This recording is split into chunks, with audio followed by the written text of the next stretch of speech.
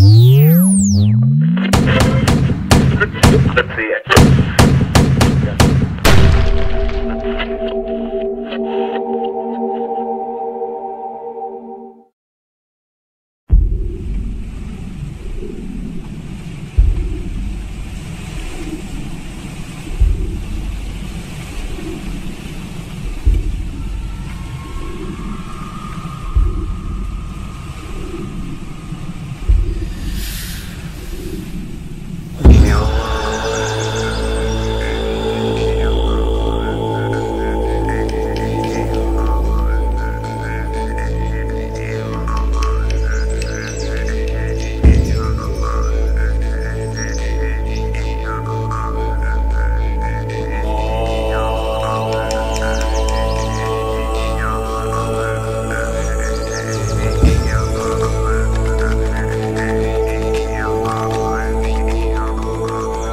I'm standing outside of Gal's house. Everything you see around us is owned by his family, and it's been so for generations. We're the first ever journalists to be here, and I'm quite honored, but I'm actually feeling quite scared.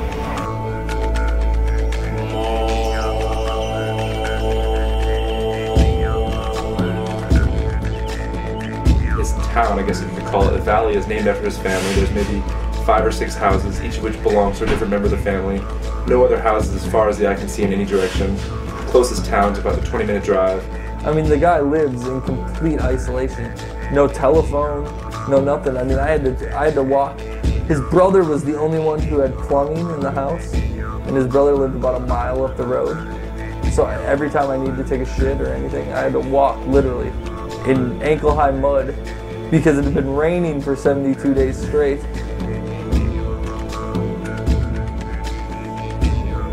The first few hours in Espedal were nerve-wracking to say the least. I couldn't stop thinking about what could happen over the next couple of days. But after a few bottles from Gal's extensive wine collection, we all began to loosen up, laugh and have a good time. You know we're here because we're interested in the man behind all the spikes and skull makeup Of course, that might be one of my problems with when I talk to journalists. I talk to them as persons and not as journalists. To keep it personal, Gal asked if, instead of doing a traditional interview, we could just put the camera on a tripod and talk.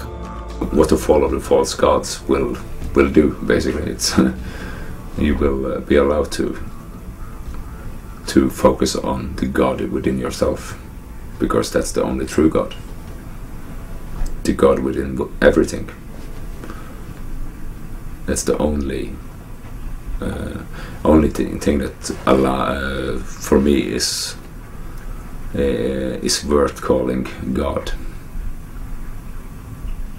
It is the highest spirit of everything, and not this control freak that's telling you are not supposed to do this, you're not supposed to do this. You are only supposed to bow down and kneel before what I say. Don't think is more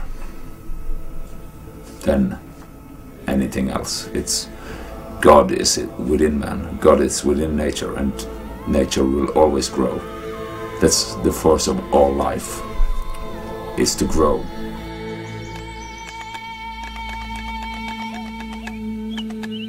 He personally took us all aside and critiqued us on what he thinks we could change about our lives and shit. And it's he met us a day before, you know what I mean? And the thing that was blowing all of our minds, and we all got together the next day and had these little huddles when he wasn't around to talk about it, was how right on he was. I think everyone was just speaking very freely, and of course the wine was flowing, and I think we all saw a special side to Gal, and I can't really put that in so many.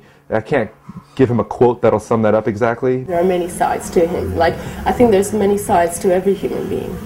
And of course, we can all be a little evil sometimes. Character that he is scares people. How direct he is about what he believes in. One single word me and Gal never will forget, and that's honest. The word honest.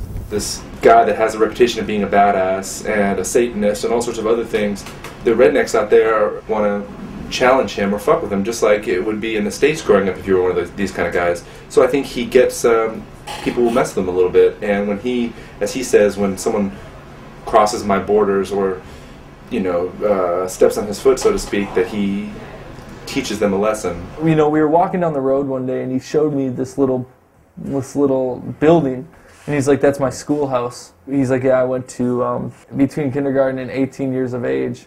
I went to school there, and it was just me and one other kid." I was like, "For 18 years, you only went to school with one other person?" And he was like, "Yeah, and that kid lived like 45 minutes away. So when school was done, he had to get on a car or a bus to go home. Like I never got to, you know, hang out with him." And at 18, that kid killed himself. Skål for having an excellent time. One of a kind. Skål. One of a kind.